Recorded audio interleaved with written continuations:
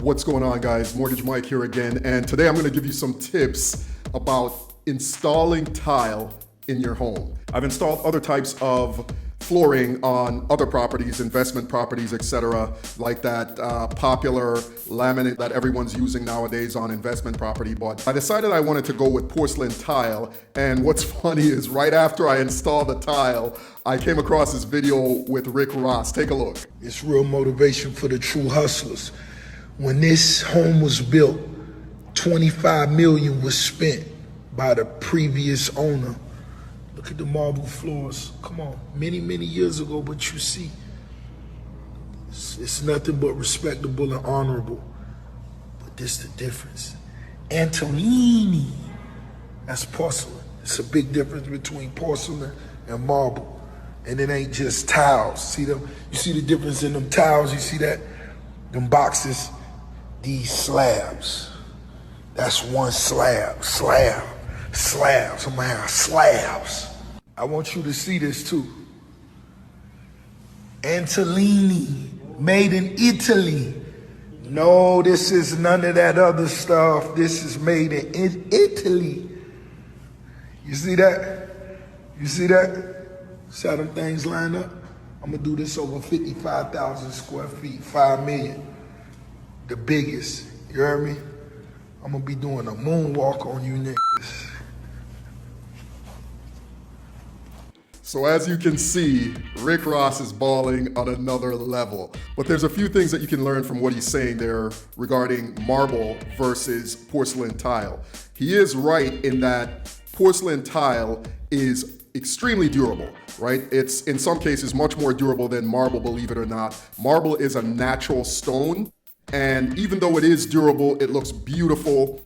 It's not as versatile as porcelain tile. Porcelain tile can give you different shades, different colors. There's different applications for porcelain tile. Depending on the pattern and the size, porcelain tile can actually be more expensive than marble, believe it or not. So it's important to do some research before you purchase the tile that you're gonna buy for your home or for whatever the application is, thinking that it's maybe less expensive than marble, because in some cases marble is actually less expensive than porcelain tile. Porcelain tile also doesn't require as much maintenance as marble does, right? So with porcelain tile, you can just clean it with soap and water, whereas marble needs to be repolished every few years or so.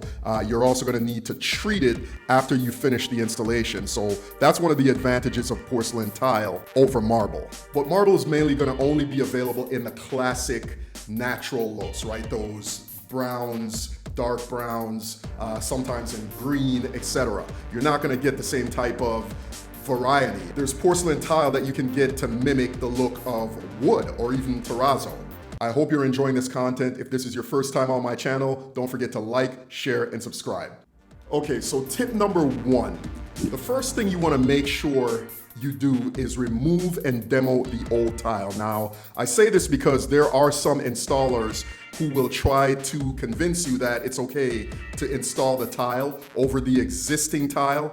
Do not do that. The existing tile can be deteriorating, it could be cracking, and obviously whatever happens beneath the new tile is going to affect it. So when you put down new tile over old tile, that's just a recipe for disaster, because if the old tile cracks right beneath the new tile that you just installed, guess what? You're gonna have to spend more money and remove the new tile, remove the old tile, and end up spending all over again. So don't do that. Number 2, when you install new tile over the existing tile, you're increasing the height of your floor. It could be anywhere from 1/2 inch to 1.5 inches. Chances are, even if you demo the old tile and just put down the new tile on the foundation, you're still gonna have to cut your doors, and there's still probably gonna be an overhang at your thresholds. The next tip is to make sure that you get an installer who is familiar with installing large format tiles. That's if you go with anything over a 24 by 24. There are porcelain tiles that are 24 by 48, etc. And the larger the tile gets, the more difficult it is to install, and the more of an expert you're gonna need to install these type of tiles. They're huge, they're extremely heavy, and the method method of installing these type of tiles are not the same as if you're installing a little 12 by 12 tile. You're gonna need someone who understands the amount of thin set they need to apply to install these type of tiles and making sure that it's done properly, which leads me into my next tip, which is oversee your project. I cannot emphasize this one enough. As you can see from this video, I was overseeing everything.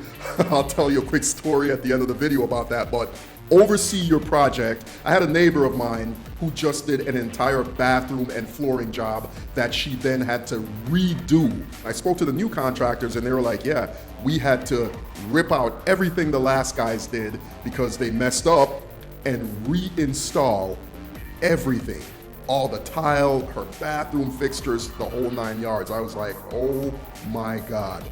Can you imagine spending $15,000 or $20,000 on flooring and a bathroom install and basically having to redo everything, pay contractors again, purchase new material, more tile, etc. And part of the reason I believe why, it wasn't done properly is because she was at work during the day and, just left the guys to do the install, whereas I made sure that I was there. As a matter of fact, there was a portion of tile install in the living room that I caught that was actually starting to slope.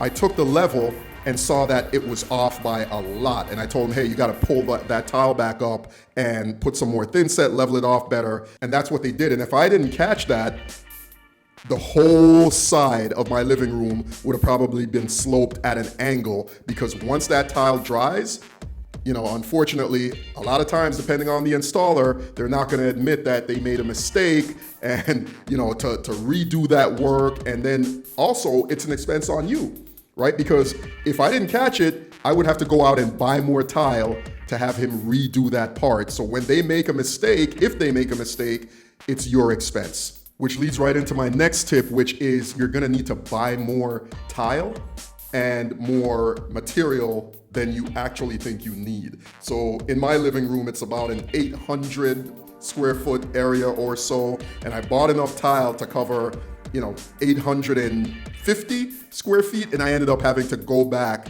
and buy even more tile, probably another 100 square feet or so. And the reason for that is because there's cuts that they have to make, right? If you're going in a certain area and if there's breakage of the tile, etc. Luckily, I didn't have too much breakage, but you're gonna need to buy more material than you actually need, so prepare for that. And if you have leftover tile, that's good in case one of your tiles break later on down the road. You have a replacement to match it up. Thanks for watching, guys. Check out this next video. I think you'll enjoy it.